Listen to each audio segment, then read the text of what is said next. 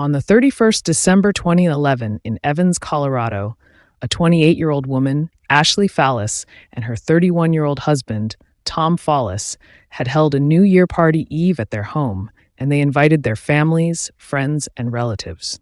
People celebrated happily as they drank. The couple danced together as they celebrated the New Year's Eve. Unfortunately, in the early hours of 1st January 2012, which was a new year, a gun sound was heard coming from Ashley and Tom's bedroom. Ashley had a gunshot wound in his head, and she was lying down in a pool of blood. Her husband, who also had blood on his undershirt, was holding her as he called 911 for help. Ashley was rushed to the hospital, but unfortunately, she died there. Who killed Ashley Fallis? This is the story of Ashley Fallis.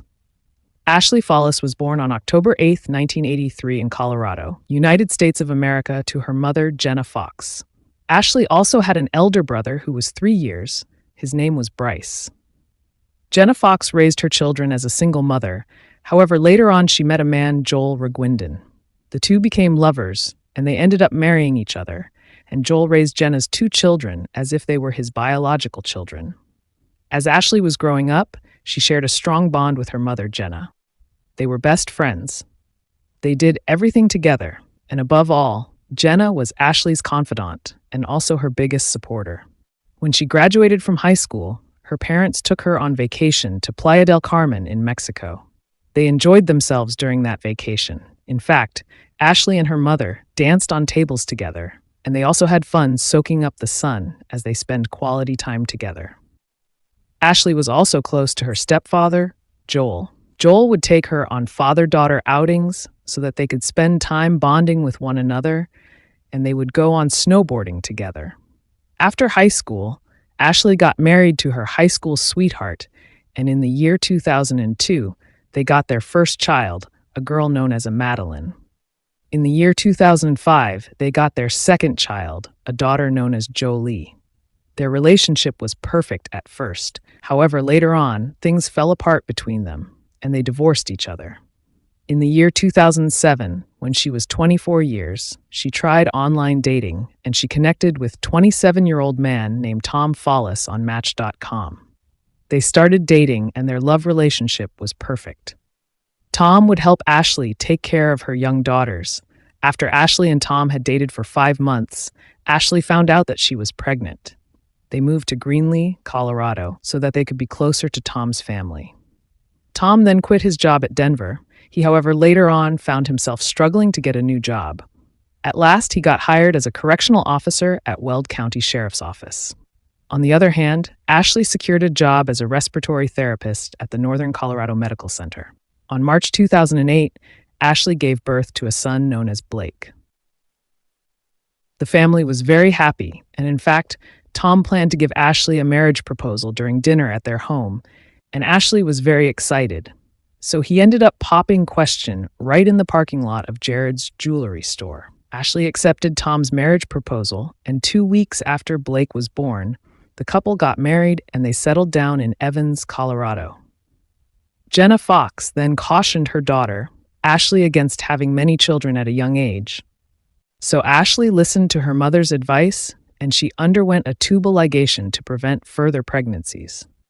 This procedure was considered permanent because it was done by blocking, cutting, and sealing the fallopian tubes. Although Tom had always dreamed of having a big family, he accepted Ashley's decision to stop having children, and he supported her all the way wholeheartedly. Unfortunately, later on, Ashley's ex-husband started making attempts to gain custody of Julie and Madeline, who were his children, with her. This created constant undercurrent of stress between the couple. On top of that, Tom and Ashley had conflicting work schedule, and this began straining their time together. This created more and more arguments whenever they were both at home, and by 2009, the tensions between them had escalated to the point where Ashley actually considered getting a divorce, and she had even began working on divorce paperwork. However, after she had a serious talk with Tom, she realized that they both still cared deeply about each other despite their disagreement. So she changed her mind about the divorce. She decided not to go through with the divorce, and they hoped that they would have a better future together. One day, when the family was together, they pulled out a joke that their son, Blake, had inherited a big head from his father. In no time, Blake pulled on a string of beads that were hanging from the fireplace, and a heavy stocking folder fell and hit his head. They were so worried, so they took him to an urgent care center in Greenlee. Unfortunately, they were told that CT scan wasn't available that day.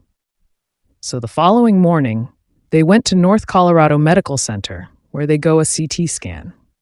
They were so lucky it showed that there was no bleeding in his head.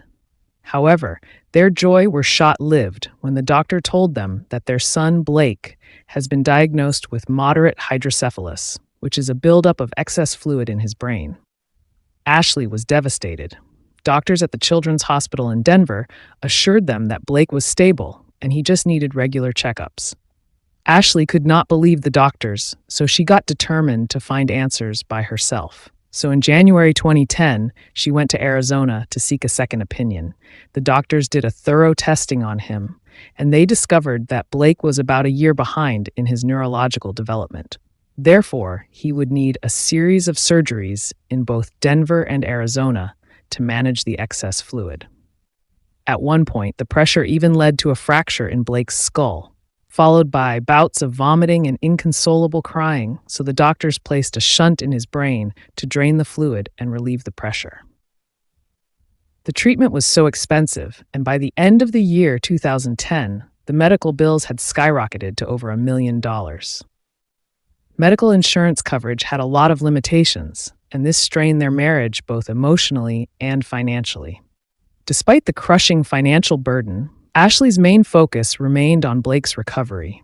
She even found connections with other parents through the Pediatric Hydrocephalus Foundation. These were parents who understood the struggle caused by the condition too well.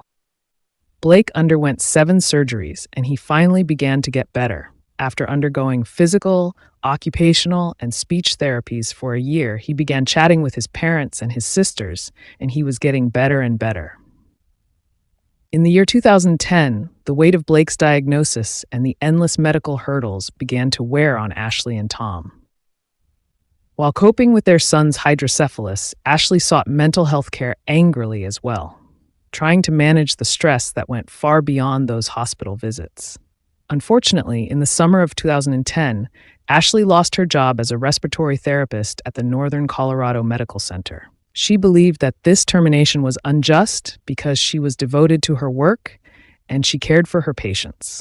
So she hired a lawyer and she sued the medical center for wrongful termination. After a period of legal back and forth, she reached a settlement. Before long, she found a new position as a respiratory therapist at the Northern Colorado Rehabilitation Hospital. As their marriage life continued, Ashley began suspecting that her husband, Tom, was cheating on her with another woman. So she confided in her friend, Jedediah Pepping, who was her high school fling from back in 1999. Ashley and Jedediah had reconnected in the summer of 2011 via Facebook.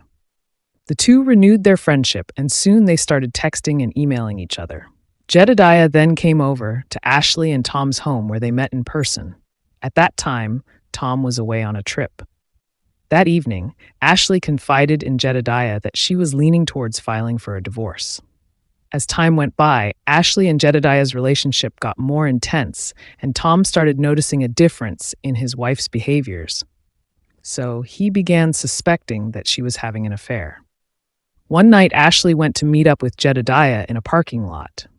Unexpectedly, Tom, who had been suspecting his wife of infidelity, showed up at the parking lot and found them. He aggressively confronted Jedediah.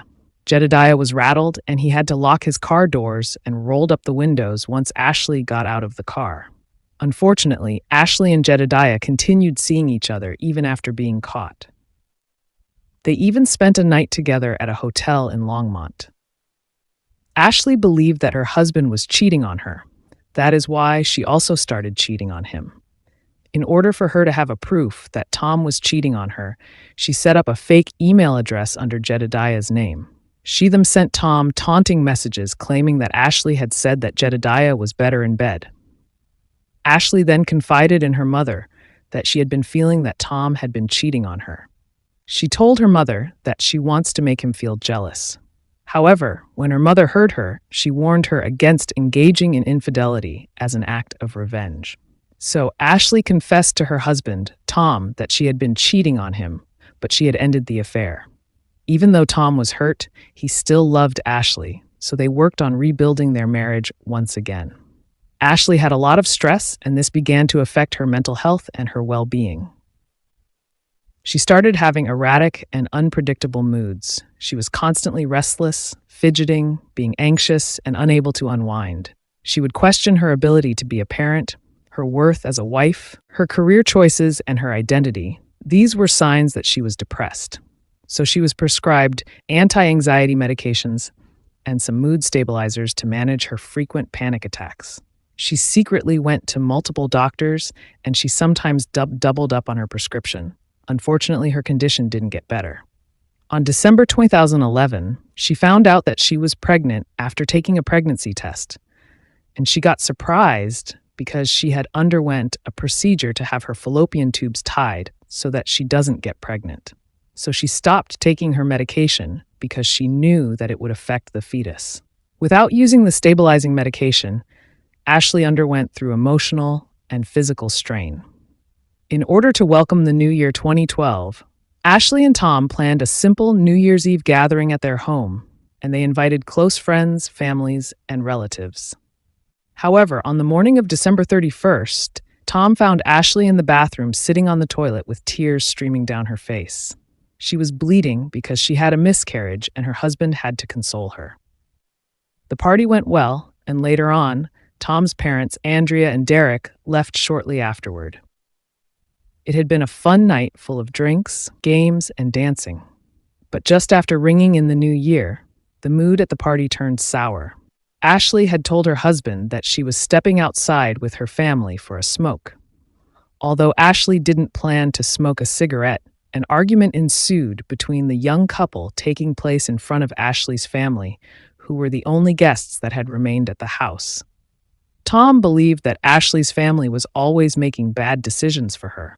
First, they advised her to tie her fallopian tubes so that she couldn't get pregnant, and now they want her to smoke. Tom was pissed, and so he yelled at Ashley's family. He even cursed at them and told them to leave his house. Then he stormed into the bedroom, and he slammed the door behind him. Jenna and Joe hurriedly left the party after being ordered by Tom. Unfortunately, at the time Joel and Jenna made their way down that street towards home, Tom was making a call to 911 at 12:50 a.m. He reported that Ashley had inflicted a shot to herself. Tom then placed the phone down to help Ashley, and then their 9-year-old daughter, Madeline, picked the phone up. The dispatcher calmly instructed the little girl to open the front door to let the police and paramedics inside. Minutes later, police arrived and Tom was then pulled away from Ashley's body. He was covered in her blood, especially on the left side of his white undershirt. They escorted him outside and he immediately texted his mother, asking her to please come back to the house, so his parents turned around to come back. Meanwhile, Jenna and Joel, who were still on the road, heard sirens and saw flashing lights heading towards Ashley's house. They got a bad feeling, so they quickly turned around and headed back to her house along with Ashley's uncle. When they arrived, they saw Tom standing outside and Ashley being taken away on a stretcher into an ambulance. They yelled at Tom, saying that they knew he had tried to kill Ashley. They then followed the ambulance to the hospital. After arriving at the hospital, the doctors discovered that she had suffered a traumatic brain injury. Unfortunately, Ashley died with her parent by her side. Tom was taken to Evans Police Department for questioning. He said that he went into the bedroom to get ready for bed, and he was in the bedroom closet changing his clothes when he heard the sound of a gun being cocked. He told the police that Ashley kept a 9mm Taurus gun either under her mattress or on the side of her bed or at her side table or in her purse. He added that when he looked out the closet, he saw Ashley crouched low beside the bed on her side. And then suddenly, he heard a pop. He saw smoke and then rushed to Ashley's side. He then saw that she was wounded in the head, so he grabbed her head, attempting to stop the bleeding, and tried to check for a pulse. Then he grabbed her phone to call 911. The The detectives informed him that they didn't think that the wound in Ashley's head was in a place where she could have done it herself. Tom got angry and he slammed the water bottle on the table. This forced the detectives asked him to be calm. The detectives had a witness who was known as Kathy Glover. She was Tom's next-door neighbor, and she had also called 911. She provided a critical piece of information to police. She revealed that her daughter's friend, Cheryl Arrigo, who lived across the street from Tom and Ashley's place, had actually called her, claiming she heard a woman screaming, "Get off me," and a man's voice begging Ashley not to leave him. The disturbing sounds came from the Fallis home. The screams were followed by a loud pop. The detectives pressed Tom concerning that information, but he denied those accusations. He insisted that he was not even near Ashley. He added that what the witness had said didn't even happen at their home. The detectives noticed scratches on Tom's chest during the interview. When asked about the scratches, he said that he had recently shaved his chest. Tom then begged to see his wife, and that is when the detective informed him that his wife died. Tom broke down in tears when he heard the news. As the investigations continued, the investigators found divorce papers at their home. Lacking enough evidence to arrest him, he was released from the police custody. Ashley's parents were stunned when they heard that Tom was insisting that Ashley committed suicide. This didn't make sense to them. Ashley's mother explained to the investigators that Madeline, who was Tom and Ashley's oldest daughter, emailed her after they had left Tom's house. She wanted her to come back because her parents were fighting. Ashley's mother also added that she knew Tom as a temperamental man. Joel, who was Ashley's stepfather, also said that Tom shot their daughter. He said that Tom had snapped in a rage after Ashley said she wanted to smoke a joint with her family. However, when Jolie, who was now 5 years, was interviewed, she mentioned seeing a pink gun and hearing 3 gunshots. However, this statement conflicted with the physical evidence because Ashley only had 1 gunshot wound to her head, and there were no other bullets found at the scene. The little girl also said that she went up to her parents' room that night because she hadn't told them good night, and she mentioned hearing a bump smelling something like smoke and seeing her mother's face covered in blood, with her father holding her mother whose eyes were closed. When Madeline, who was 9 years old, was interviewed, she told police that she heard her mom say, "Oh my God." When she went to her parents' bedroom, she then saw blood on the wall and her dad was holding her mother. Both children didn't know what happened to their mother. However, they said that their father told them that it was an accident. When the autopsy was done on Ashley's body, the medical examiner was able to rule out that her cause of death was self-infliction. However, the police labeled Ashley's cause of death as self-inflicted, and they rushed and closed the case. 18 months after Ashley's death, Tom moved away from Colorado, and he took the kids to Bloomington, Indiana, where he planned to attend a college so that he could hopefully increase his earning potential so that he could truly give the children what they needed. Meanwhile, Jenna and Joel remained convinced that Tom was responsible for their daughter's death. However, they maintained contact with him because they wanted to be with their grandchildren. Ashley's parents approached local authorities insisting that the crime scene had not been adequately processed. In mid-2013, after nearly a year of relentless lobbying, the case was reopened. New detectives were assigned. Detective Michael Yates and Detective Mark Mason pored over old evidence, re-interviewed witnesses, and uncovered troubling contradictions. One key point of contention was the positioning of Ashley's body and the gun. Forensic expert Dr. Kelly Keyes conducted a new examination of the ballistic trajectory. The angle of the wound and the final resting place of the firearm did not align naturally with Tom's version of events. Another detail emerged. A young neighbor who was 15 years at the time of Ashley's death came forward in 2013 to say she heard Tom shouting, "I shot her," moments after the gunshot. On November 22, 2014, Tom Fallis was arrested in Bloomington, Indiana, where he had been living with his children. He was brought back to Colorado, and he was charged with second-degree murder. However, Tom proclaimed his innocence, insisting that he had loved Ashley and that she had taken her own life in a moment of despair. The prosecution's story was that Tom and Ashley got into an argument in the early hours of New Year's Day and, in a fit of rage, shot Ashley. Ashley's uncle testified that Tom got into a rage when he found out that she had asked him for a joint. Their neighbor testified that Ashley told her that Tom had gotten physical with her before and pushed her. Nick Glover, the next-door neighbor, was put on the stand. He said he remembered crouching down in his kitchen under a window, listening to Tom talk to people on the driveway.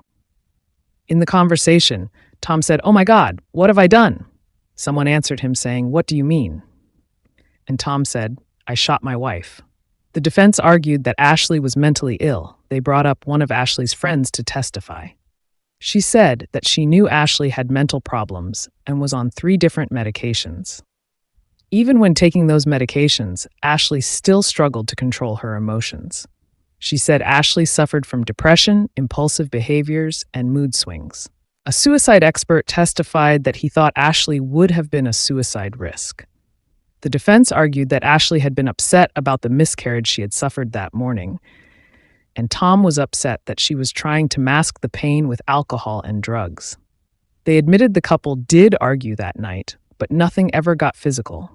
They also said that DNA was not able to prove that the scratches on Tom's chest came from Ashley. Due to lack of enough evidence to prove that Tom murdered his wife, he was found not guilty of